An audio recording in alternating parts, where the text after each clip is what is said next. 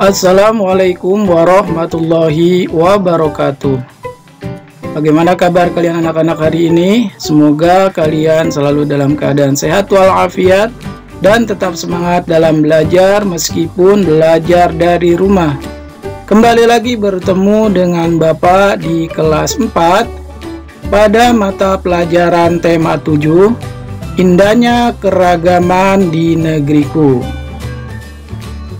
Anak-anak, Bapak ucapkan selamat menunaikan ibadah puasa. Semoga puasa kita diberi kelancaran dan kesabaran dan diterima oleh Allah Subhanahu wa Ta'ala. Amin ya Rabbal Alamin. Anak-anakku sekalian, sebelum kita memulai pelajaran tema 7 kali ini, marilah sama-sama kita awali dengan membaca basmalah. Bismillahirrahmanirrahim. Silakan kalian persiapkan buku tema 7 kalian serta alat tulisnya. Kalau sudah kalian siapkan, mari sama-sama kita mulai pelajaran kita pada hari ini.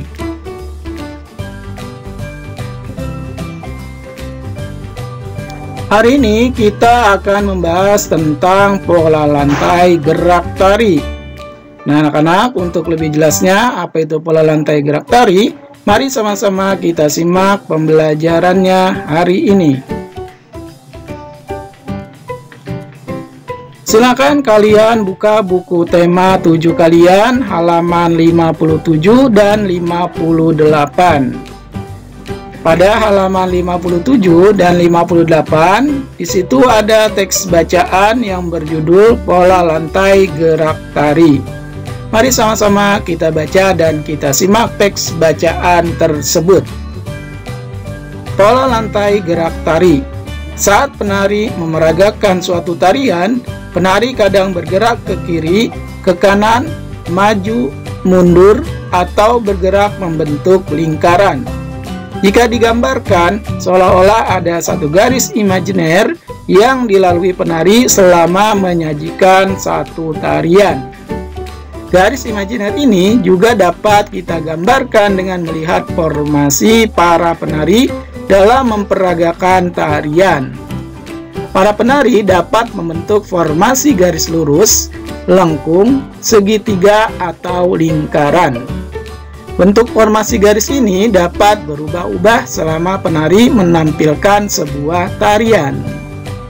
Garis imajiner yang dilalui oleh penari saat melakukan gerak tari disebut pola lantai. Pola lantai juga merupakan garis imajiner yang dibuat oleh formasi penari kelompok. Secara umum, pola lantai berupa garis lurus atau garis lengkung. Bentuk pola garis lurus dapat dikembangkan menjadi berbagai pola lantai, di antaranya horizontal, diagonal, garis lurus ke depan, zigzag, segitiga, segi empat, dan segi 5. Bentuk pola lantai lengkung dapat dikembangkan menjadi berbagai pola lantai, di antaranya lingkaran, angka 8, garis lengkung ke depan, dan garis lengkung ke belakang. Anak-anak, untuk lebih jelasnya perhatikan gambar pola di bawah ini. Nah, di sini pada halaman 58 ada gambar gerak penari. Coba kalian perhatikan pada kotak yang atas A, B, C, D, E, F. Di situ adalah gerak penari dengan ditandai oleh tanda panah. Pada huruf A itu tanda panah menunjukkan penari bergerak ke depan secara lurus. Pada gambar B di situ penari bergerak melalui garis diagonal, ya. Diagonal itu miring ke sudut. Pada gambar C di situ penari bergerak secara horizontal, ya, lurus ke samping. Dan pada gambar D penari bergerak melalui garis diagonal. Diagonalnya itu berlawanan ke belakang. Pada gambar E itu bergerak melalui garis lurus ke depan. Dan pada gambar F itu penari bergerak melalui garis lingkaran atau berputar. Itulah gerak para penari dalam menyajikan suatu tarian. Selanjutnya kalian perhatikan pada kotak yang bawah, itu A, B, C, D, E, F juga. Di situ ada gambar pola lantai dalam suatu tarian. Pada gambar A itu formasi penari membentuk pola lantai diagonal. Pada gambar B itu formasi penari membentuk pola lantai segi 6, segi 5. Sedang pada gambar C itu bergerak penari menggunakan formasi pola lantai garis lurus ke depan, ya. Gambar D itu formasi penari membentuk pola lantai zigzag. Gambar E itu formasi penari membentuk pola lingkaran. Dan gambar F, pola lantai penari membentuk garis diagonal. Itulah pola lantai yang disajikan dalam suatu tarian. Nah, pola lantai ini tidak digambarkan di lantai, tetapi seolah-olah penari berbaris membentuk pola lantai seperti yang disebutkan, yaitu seperti lurus, lingkaran, zigzag, diagonal, atau melengkung. Nah, itulah anak-anak pola lantai dan gerak pada suatu tarian. Untuk lebih jelasnya, mari kita perhatikan pola lantai dan contoh tarian-tarian yang disajikan. Tarian yang disajikan menggunakan pola lantai apa saja. Untuk itu mari kita simak dan perhatikan gambar penari dengan pola lantainya.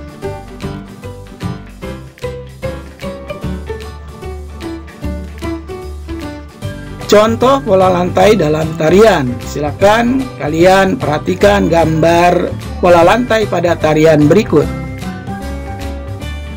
Nah, pada gambar ini ada berbagai macam jenis tarian daerah dengan memperlihatkan pola lantainya. Yaitu kalian perhatikan pada tari saman yang berasal dari Aceh membentuk pola lantai garis horizontal lurus. Jadi penari berbaris lurus. Selanjutnya ada tari sekapur sirih dari Bengkulu. Ini garisnya lengkung ke depan. Lihat posisi penari pada gambar. Selanjutnya ada tari pendet dari Bali. Ini ada garis lengkung ke depan. Dan juga ada tari piring dari Sumatera Barat, garis lurus segi 4. Nah, kalian lihat tuh gambar pola lantainya. Lurus, melengkung ke depan, melengkung ke belakang, dan segi 4. Selanjutnya ada tari Sodati dari Aceh, itu membentuk garis diagonal. Ada tari Andun dari Bengkulu, itu juga membentuk pola lantai segi 4. Dan ada tari Tandak dari Riau, itu membentuk pola lantai lingkaran. Dan juga ada tari Tambun dari Bungai, Kalimantan Tengah, itu membentuk garis horizontal atau lurus. Nah, inilah beberapa pola lantai pada contoh tarian-tarian pada tari daerah. Masih banyak lagi tarian-tarian daerah dengan bentuk pola lantai yang berbeda-beda. Jadi, ketika kalian memeragakan suatu tarian, tentunya kalian akan berbaris. Nah, posisi barisan kalian itu ada yang lurus, ada yang zigzag, ada yang melingkar, dan juga ada yang diagonal. Itu disebut dengan pola lantai. Jadi sekali lagi, pola lantai adalah posisi barisan penari dalam menyajikan suatu tarian. Bagaimana anak-anak? Sudah jelas tentang pola lantai tari? Baiklah, kalau kalian sudah jelas, mudah-mudahan ini menambah pengetahuan kalian tentang pola lantai dalam suatu tarian. Mari kita lanjutkan ke pokok bahasan berikutnya.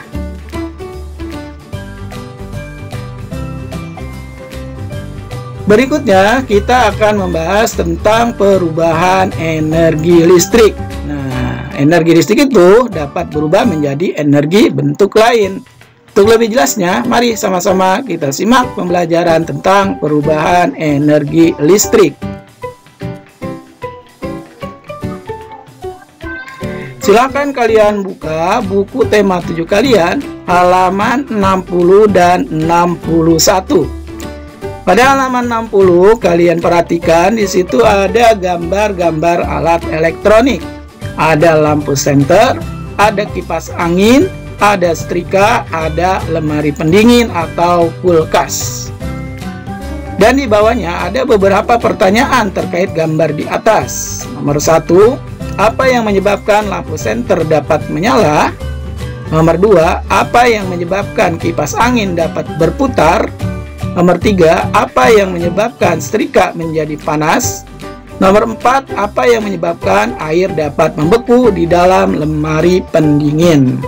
Nah, jawaban-jawaban ini semuanya memiliki jawaban yang sama. Kira-kira ada yang tahu apa penyebabnya? Ya, benar. Penyebab semua itu adalah karena adanya arus listrik. Jadi, lampu senter dapat menyala karena ada arus listrik. Kipas angin dapat berputar karena ada arus listrik. Setrika menjadi panas karena ada arus listrik. Dan makanan atau air dapat membeku di dalam lemari es. Itu akibat adanya arus listrik. Itulah peran energi listrik dalam kehidupan sehari-hari untuk memanfaatkan alat-alat elektronik. Pada halaman 61 ada teks bacaan. Kita coba baca teks bacaan tersebut. Peralatan elektronik dapat bekerja karena ada aliran arus listrik. Arus listrik mengalir dari kutub positif menuju kutub negatif. Energi listrik dapat berubah menjadi energi lain. Saat arus listrik mengalir melewati bohlam atau lampu, maka bohlam akan menyala. Energi listrik ini berubah menjadi energi cahaya. Selanjutnya, energi listrik dapat diubah menjadi energi gerak. Saat arus listrik mengalir melewati motor di dalam kipas angin, motor akan berputar dan menggerakkan bilah-bilah kipas angin atau baling-baling pada kipas angin.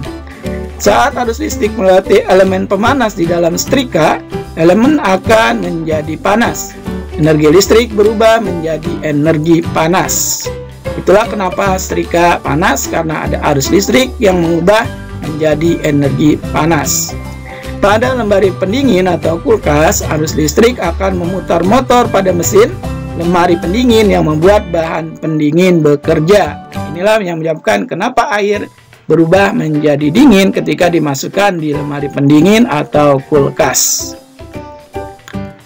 Dari teks bacaan tersebut, kita ambil kesimpulan bahwa energi listrik dapat berubah menjadi energi bentuk lain. Kita lihat kembali lagi di halaman 60. Perhatikan gambar-gambarnya. Pada gambar yang pertama itu ada lampu senter. Lampu senter ini terdapat bohlam atau lampu. Ini tentunya lampu atau bohlam pada senter dapat menyala karena adanya arus listrik. Berarti apa yang terjadi pada lampu senter tersebut? Ya, pada lampu senter tersebut ini energi listrik menjadi cahaya. Selanjutnya pada gambar yang kedua yaitu kipas angin. Kipas angin dapat berputar karena ada arus listrik.